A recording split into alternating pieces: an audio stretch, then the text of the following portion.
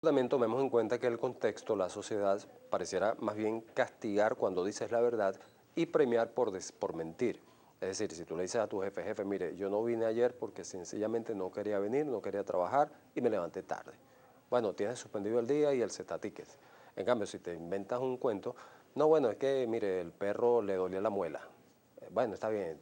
Entonces quedas exonerado por mentir y eso recibe un reforzamiento, un premio, digámoslo así. En cambio, por decir la verdad, pudiera sufrir consecuencias. Pareciera que la sociedad trabaja así. ¿Y cómo cambiar esa sociedad? Bueno, deberíamos ¿Cómo avalar cambiar desde, eso? desde siempre, desde la educación, desde la familia, desde la institución, el valor de ser honestos y no castigar por la honestidad. ¿Cuán débil está la formación en cuanto a ese valor específicamente hoy en Venezuela? Bueno, bastante, porque es que se ha masificado el mentir como un recurso, que siempre ha existido. La mentira está desde que el hombre está el ser humano está en la faz de la tierra, pero bueno, si nos vamos a la lectura bíblica, no mintieron Adán y Eva en respecto al asunto de la manzana y el árbol y todo eso. Adán culpó a Eva y Eva dijo que fue la culebra y la culebra que fue no sé quién. Entonces fíjate, allí mismo en ese texto tenemos la génesis de la mentira. Pero insisto, la mentira siempre persigue un fin, una razón, una motivación. Uno puede no aprobarlo, pero siempre va a haber algo que lo causa. O sea, ¿para qué se hace? Pero que no lo justifica, No se justifica, por definitivamente. supuesto. También Miguel González pregunta, ¿ocultar o guardar un secreto que luego es descubierto o se sabe es mentir? Es que ¿Solución es caemos en mentira? eso, mentira por omisión, porque si a ti te preguntara, pero ¿por qué mentiste al respecto? Mira, lo que pasa es que si yo decía eso, iba a pasar esto, las consecuencias iban a ser peores, X persona iba a sufrir. Es como el clásico ejemplo, ¿no? Si a tu casa llega la policía buscando a un hermano tuyo para llevárselo, tú vas a decir que no está, aunque esté debajo de la cama. ¿Por qué? Porque tú estás protegiendo a tu hermano. Un ejemplo, ¿no? Ese ejemplo es muy clásico.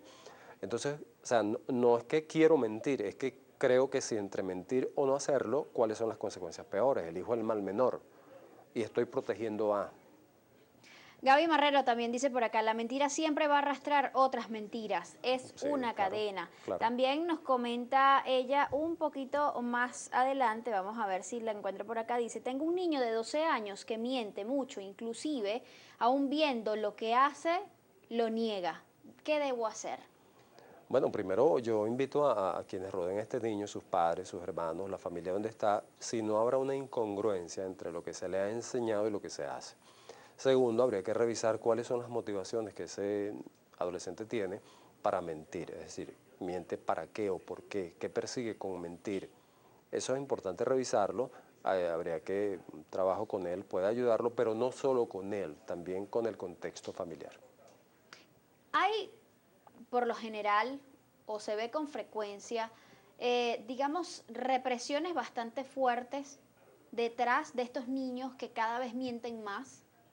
Sí, claro, la familia pudiera castigar por mentir, aunque, insisto, quizá lo que están enseñando es incongruente, y la escuela también. Pero la pregunta es, ejemplo, un niño, como ese ejemplo que allí escribieron, es un adolescente, presumo que estará ya en primer año o algo así, ha entrado al liceo, está en la adolescencia, un momento cuando la importancia del grupo, de los pares, es muy grande. Entonces posiblemente miente para quedar bien con sus pares, para estar con ellos o para evitarlos. Es decir, siempre la mentira cumple una finalidad, se hace para algo. Esto no lo justifica, pero la mentira tiene una razón y es sobre la que hay que trabajar. O sea, ¿qué razón tiene este joven para mentir? ¿Por qué lo hace? ¿Qué ejemplos ha recibido? ¿Qué educación al Hay respecto que ha buscar tenido? ayuda en todo Claro, claro, caso claro que sí.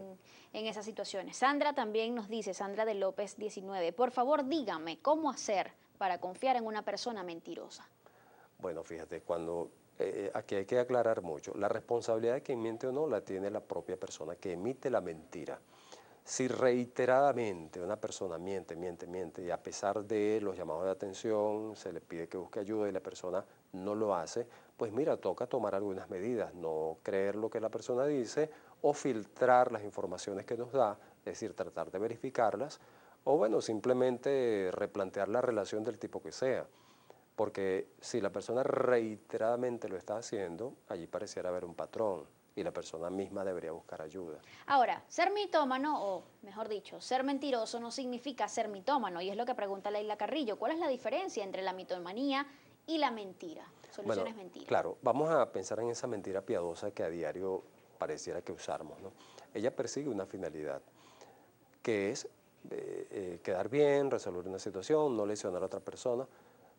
Ahora, ¿cuándo hay mitomanía o mentira patológica? Cuando el problema de la persona mitómana no es que no sea consciente de su mentira. Lo que le falta es la capacidad de controlar la compulsión o la tendencia a mentir. La persona puede saber que está mintiendo, lo que le cuesta lograr es no hacerlo. Y fíjate, posiblemente son mentiras sin necesidad, no tengo para qué mentir porque no hay nada que resolver. Pero la persona necesita, en este caso, apuntalar una imagen y tiene que estar constantemente mintiendo para sostener o para petear, por así decirlo, su propio malestar.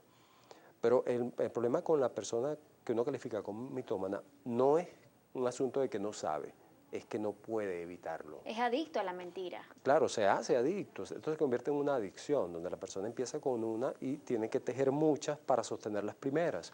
Okay. Y segundo, le estimula el hecho de que le descubran o no. Y tercero, el hecho de que le va resolviendo problemas le hace utilizarlo más. ¿Qué nos hace más vulnerable a desarrollar esa conducta patológica? A pasar de un mentiroso ocasional a un mitómano.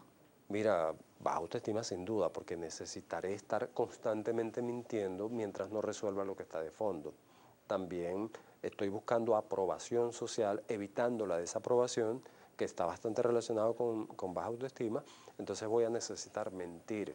Evidentemente, lo que se me haya enseñado en el hogar, el contexto que me rodee, ejemplo, si una persona se dedica a la política, lamentablemente el político con mucha frecuencia miente. Y es una pregunta muy interesante porque uno dice, bueno, pero el político no sabe que está mintiendo.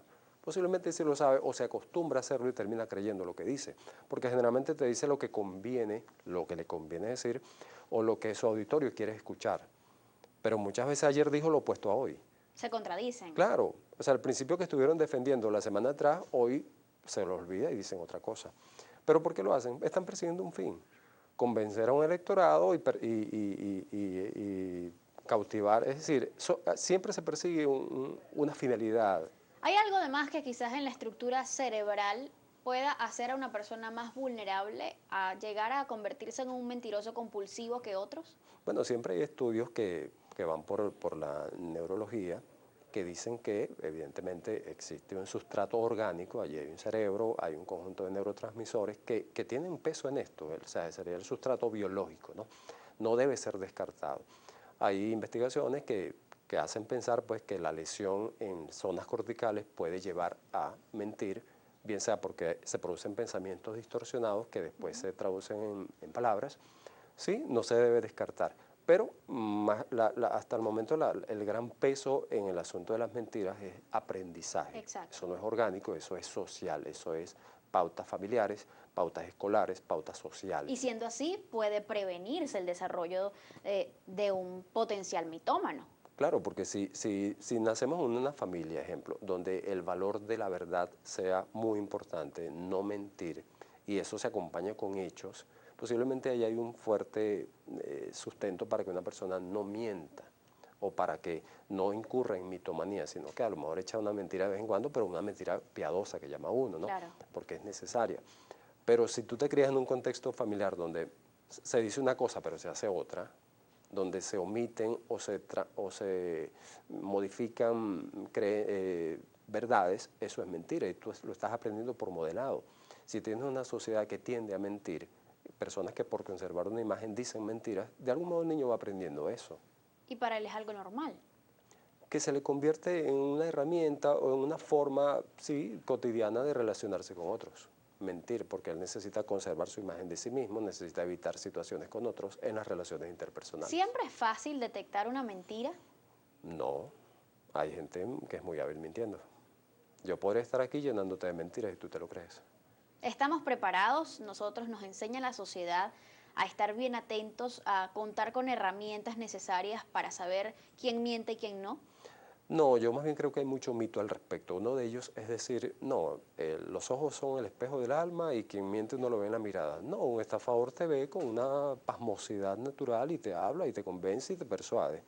¿Me entiendes? Entonces hay personas, un actor o una actriz pueden encarnar un papel de verdad y no es cierto. Y justamente sus actuaciones no son ciertas, son eso, una actuación. Entonces no siempre estamos entrenados, no todos están entrenados, pero sí, también hay que decir lo otro. Hay lenguaje verbal, hay lenguaje corporal que te puede decir si una persona está mintiendo o no. Si es verdad, tampoco es totalmente falso que, ejemplo, si estoy diciéndote algo y desvío la mirada, eso pudiera ser una señal de mentira. Es decir, hay un lenguaje corporal que también puede decirlo, pero no todos estamos entrenados para captarlo. ¿Y qué hay del mitómano? ¿Cuán fácil es decir, esta persona es mitómana, miente compulsivamente? No, eso lo va a dar el tiempo. Generalmente los que rodeamos a una persona que suele mentir terminamos dándonos cuenta. Ah, pero bueno, que fulano siempre anda con sus cuentos. Pero de entrada no. Y quien está conociendo a una persona tampoco lo va a detectar. El tiempo le irá diciendo, a medida que empiecen a caerse esas mentiras, que la persona empieza a verse descubierta, las personas que rodean a alguien mitómano terminan dándose cuenta y generalmente lo dejan de lado, no lo toman en cuenta para grandes decisiones o ya saben que la persona miente y toman previsiones. Ejemplo, le creen el 20% de lo que dice. Ok. ¿Cómo identificar un mitómano? O sea, ¿qué herramientas pudiéramos nosotros emplear o tener allí como cartitas bajo la manga para saber si una persona miente compulsivamente o no al cabo de cierto tiempo? ¿Cómo podemos verificarlo? Es que es eso lo que te digo, cuando no hay congruencia entre los hechos y las palabras de esa persona y tú reiteradamente ves que no se corresponden, tú terminas dándote cuenta de que la persona es mentirosa, mentira fresca que llaman, ¿no?